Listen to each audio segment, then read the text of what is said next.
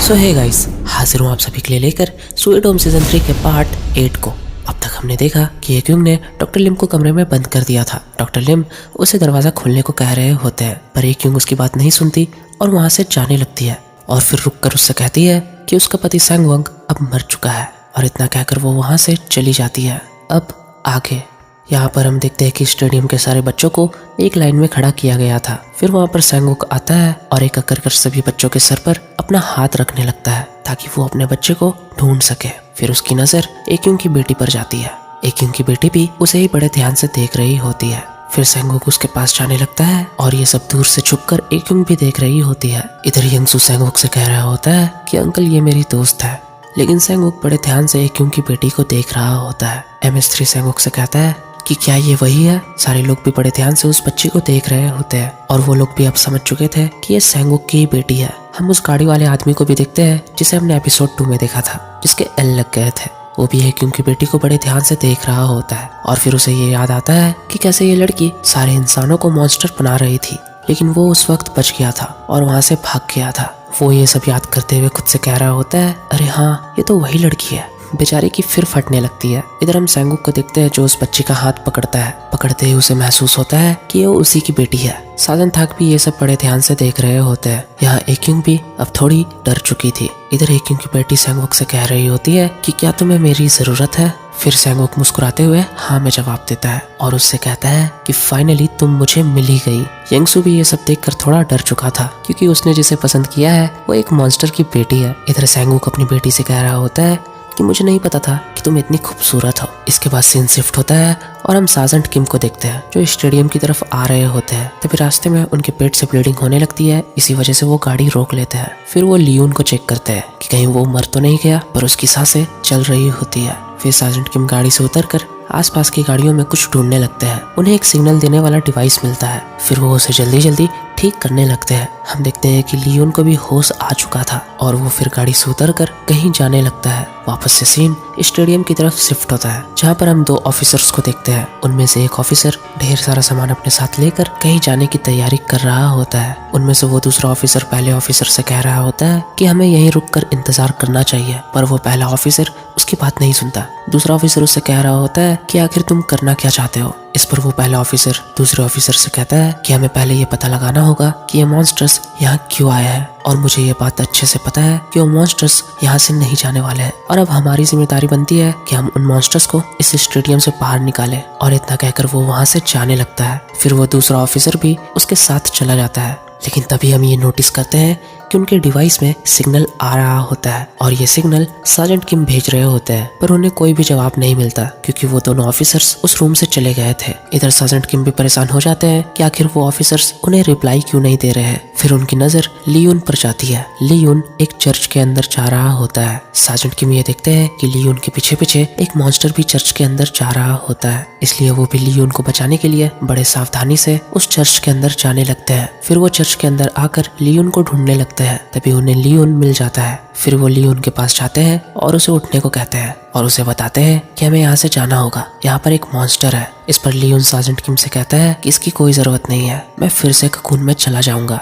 Sergeant किम को उसकी बात समझ नहीं आती। फिर लियोन कांच का टुकड़ा लेकर अपने आप को मारने ही वाला होता है कि सार्जेंट किम उसका हाथ पकड़ लेता है और उससे कहते हैं कि क्या तुम पागल हो गए हो, तुम खुद को क्यों मार रहे हो। इस पर लियोन उससे कहता है कि मुझे मत रोको, ऐसा बहुत कुछ है जो तुम नहीं जानते। फिर सार्जेंट किम लियोन के गले में एक घाव को नोटिस करते हैं और ये घाव उन्हीं के एक दोस्त के बॉडी पर भी था जिसे हमने पिछले एपिसोड में देखा था, जिसने सार्जेंट किम की जान बचाने के लिए खुद को सैक्रिफाइस कर दिया था। फिर सार्जेंट किम लियोन से कहते हैं कि तुम्हारा ये हाल उन्हीं स्पेशल इन्फेक्टिस ने किया है ना। फिर वो लियोन से पूछता है कि उन लोगों ने तुम्हें अब तक जिंदा क्यों रखा था। इस पर लियोन उससे कहता है क्योंकि वो लोग मुझसे जवाब जानना चाहते थे। इस पर सार्जेंट किम मुझसे पूछते हैं कि कैसा जवाब। लियोन इस पर कहता है कि उनके डर से जुड़े जवाब, पर सार्जेंट किम को उसकी कोई भी बात समझ नहीं आ रही होती है। लियोन सार्जेंट किम से कहता है कि अगर तुम जानना चाहते हो तो यहीं रुको और जब तक तुम यहाँ पर हो तुम्हें कुछ नहीं होगा, मेरा भरोसा करो। सार्जेंट किम कुछ समझ पाते हैं कि इतने में लियोन अपना गला काट लेता है और मर जाता है। सार्जेंट किम ये देखकर समझ नहीं पा रहे होते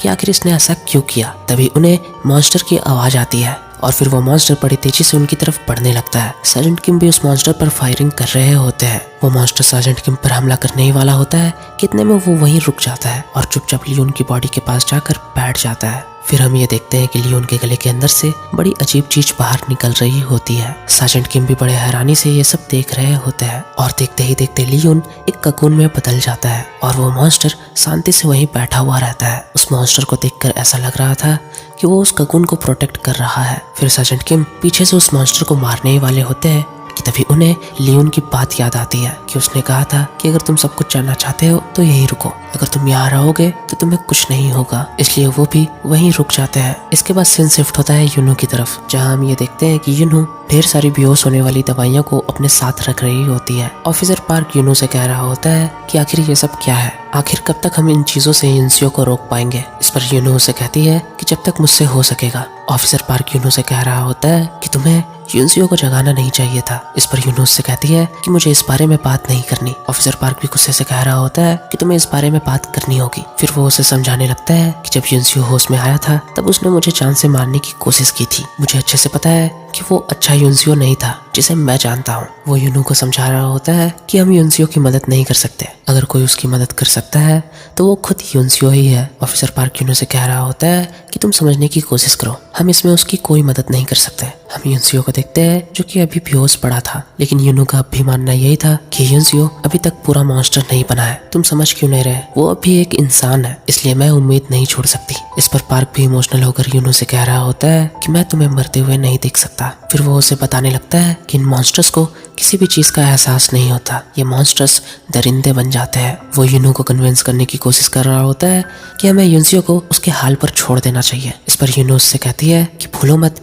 कि इसने हमें कई बार बचाया है और मैं इस बात को कभी नहीं भूल सकती। अगर आज हम जिंदा हैं तो सिर्फ युनसियो की वजह से। इस पर पार्क उससे कहता है कि ठीक है, लेकिन पहले मुझे थोड़ा वक्त चाहिए ये सोचने के लिए। और इतना कहकर वो वहाँ से जाने लगता है। इधर यूनो भी इमोशनल होकर युनसियो को देख रही होती है। इसके बाद फिर हम अपनी हानि को देखते हैं और वो उसी गाड़ी के पास आती है जिसमें बैठकर उसके अंकल ने अपने आप को चला लिया था। फिर वो उसी गाड़ी का दरवाजा खोलकर अंदर बैठने लगती है। हम उसके अंकल को भी देखते हैं जो कि पूरी तरीके से जल चुके थे। हानि गाड़ी में बैठकर इमोशनल होकर अपने अंकल से कह रही होती है कि अंकल, हो सके तो मुझे माफ कर देना, क्योंकि मैंने वादा किया था कि आपके मॉन्स्टर बनते ही मैं आपको मार डालूंगी, पर मैं ऐसा नहीं कर पाई। वो इमोशनल होकर कह रही होती है कि मैं बहुत बुरी हूँ, मैंने अपना वादा पूरा नहीं किया। वो ये सब कहते हुए अपने अंकल से माफी मांग रही होती है। हानि ये सब कहते हुए बहुत ही ज्यादा रो रही होती है। फिर वो अपने अंकल को शुक्रिया कह रही होती है उसकी बात मानने के लिए। और हमें ये सीन दिखाया जाता है जहाँ हम देखते हैं कि हानि अपने अंकल को थोड़ी देर और रुकने को कह रही होती है। उसके अंकल भी मॉन्स्टर बन चुके थे पर वो अंदर ही अंदर उस मॉन्स्टर से लड़ रहे थे सिर्फ हानि के लिए। और लास्ट में हमें पता ही है कि उन्होंने उस मॉन्स्टर को रोकने के लिए खुद को मार लिया था। हानि भी अपने अंकल से कह रही होती है कि मैं आप ही की तरह बहादुर बनूंगी। और ये सब कहकर हानि वहाँ से जाने लगती है और उस नशे वाले पत्ते को भी फेंक देती है जिसे वो खाया करती थी। जब वो वहाँ से जा रही होती है तभी उसे अपने अंकल की आवाज सुनाई देती है। वो जब पीछे मुड़ती है तब उसके अंकल उससे कहते हैं कि हानि, अपना ख्याल रखना। ये सब हानि का बस एक इमेजिनेशन होता है। हानि इमोशनल होकर मुस्कुराते हुए कह रही होती है कि हाँ, मैं अपना ध्यान रखूंगी। अंकल भी ये सुनकर खुश हो जाते हैं। फिर हानि मुस्कुराते हुए अपने अंकल को अलविदा कहती है और वहाँ से चली जाती है। ये सीन काफी इमोशनल था। इसके बाद हम ऑफिसर पार्क को देखते हैं जो थोड़ा सोचने के बाद यूनो के पास वापस आता है और उसे कहता है कि तुम आगे क्या करने वाली हो। यूनो उसे बताती है कि वो स्टेडियम जाएगी। ऑफिसर पार्क उससे पूछता है कि क्यों। यूनो उसे बताती है कि एक यूंग अपनी बेटी को ढूंढते हुए वहीं गई है, मैं वहाँ जाकर युनसियो को एक यूंग से मिलवाऊंगी। फिर वो ऑफिसर पार्क को बता रही होती है कि मुझे लगता है कि एक यूंग स्टेडियम पहुंच भी गई होगी, मुझे अब जल्दी निकलना होगा और उन्हीं के साथ फिर कहीं और चली जाऊंगी क्योंकि मेरे लिए यही सही होगा। ऑफिसर पार्क ये सब सुनकर थोड़ा सैड हो जाता है। यूनो उसे समझा रही होती है कि वो स्टेडियम में नहीं रह सकती और ये बात तुम अच्छे से जानते हो, मेरे लिए यही सही होगा। फिर ऑफिसर पार्क यूनो से कहता है कि वैसे तुम इसे इस हालत में लेकर कैसे जाओगी। तभी उन दोनों को किसी के हंसने की आवाज आती है। वो जैसे ही पीछे मुड़ते हैं तो हम देखते हैं कि युनसियो को अब होश आ गया था। वो गाड़ी का दरवाजा तोड़कर उनसे कहता है कि तुम किसको कहाँ ले जाने की बात कर रही हो। यूनो आगे बढ़कर युनसियो से कह रही होती है कि तुम्हें ये जानने की जरूरत नहीं है, तुम बस चुपचाप मेरे साथ चलो। ये सुनकर युनसियो गाड़ी से बाहर आता है और युनसियो की तरफ अपना पंख आगे करता है। ये देखकर यूनो मुस्कुराते हुए उससे कहती है कि तुम ये नहीं कर सकते, तुम मुझे मारना तो चाहते हो पर मार नहीं सकते। इस पर युनसियो का मॉन्स्टर उससे कहता है कि ऐसा क्यों है। इस पर यूनो उससे कहती है कि ये तो मुझे भी नहीं पता, लेकिन तुम चाह कर भी अपनी मर्जी से कुछ नहीं कर सकते, है ना। ऑफिसर पार्क पीछे से यूनो को कह रहा होता है कि चुप रहो, उसे गुस्सा मत दिलाओ, लेकिन यूनो उसकी बात नहीं सुनती और युनसियो के करीब आने लगती है और उससे कह रही होती है कि युनसियो, मेरे साथ चलो, तुम यहाँ रहकर वैसे भी क्या करोगे। और फिर वो उसके नजदीक आकर उसका हाथ पकड़ती है और उस मॉन्स्टर से कह रही होती है कि मेरे साथ चलोगे ना। पता नहीं कैसे पर वो युनसियो का मॉन्स्टर शांत हो जाता है और यूनो से कहता है कि मानना पड़ेगा, मैं 3 बार युनसियो पर हावी हो चुका हूँ और तीनों बार तुम मेरे सामने खड़ी थी। और ये सारा सीन हम देखते भी है। फिर वो यूनो के पास आकर मुस्कुराते हुए कहता है कि तुम मुझसे डरकर भागी क्यों नहीं। जिस पर यूनो से जवाब देती है कि मैं इंतजार कर रही थी। इस पर युनसियो उससे कहता है कि किसका, मेरा या फिर तुम्हारे अच्छे युनसियो का। उसके बाद वो मॉन्स्टर कूल बनते हुए उससे कह रहा होता है कि चलो एक डील करते हैं, तुम चाहे युनसियो को लाने की पूरी कोशिश करो और मैं उसे रोकने की कोशिश करता हूँ। तुम्हें 3 दिन देता हूँ, अगर इन 3 दिनों में युनसियो वापस आ गया तो युनसियो हमेशा के लिए आजाद। इस पर यूनो उससे कहती है कि क्या सच में। इस पर युनसियो कहता है कि तुम्हें जीतने दूंगा तब ना। और फिर वो उससे कहता है कि फिलहाल तुम्हें जहाँ भी मुझे ले जाना है तुम मुझे ले चलो, मैं चुपचाप तुम्हारे साथ चलूंगा, लेकिन याद रखना तुम्हारे पास सिर्फ 3 दिन है। और इतना कहकर वो वहाँ से चला जाता है। यूनो यहाँ अब थोड़ी सोच में पड़ चुकी थी क्योंकि उसने ये डील तो कर ली थी पर उसे ये नहीं पता कि वो युनसियो को वापस कैसे लाए। और इसी सीन के साथ ये पार्ट यहाँ एंड होता है। और मैं ये बता दूं कि कुछ दिनों से मेरी तबीयत और यहाँ के मौसम का हाल बेहाल था, इसलिए वीडियो आने में इतना डिले हो गया। पर कोई ना, अब मैं आ चुका हूँ और मैं अपनी पूरी कोशिश करूंगा कि हर 2 दिन में कम से कम एक वीडियो तो अपलोड कर ही दूं। आप लोग वीडियो में थोड़ा प्यार बरसाए ताकि मैं मोटिवेट रहूं। एंड सो गाइस, वीडियो अगर पसंद आई तो वीडियो को एक लाइक कर देना। चैनल पर पहली बार आए हो to subscribe and hit the bell icon. फिर मिलते हैं इसके अगले पार्ट में, तब तक के लिए take care and bye bye lovelies.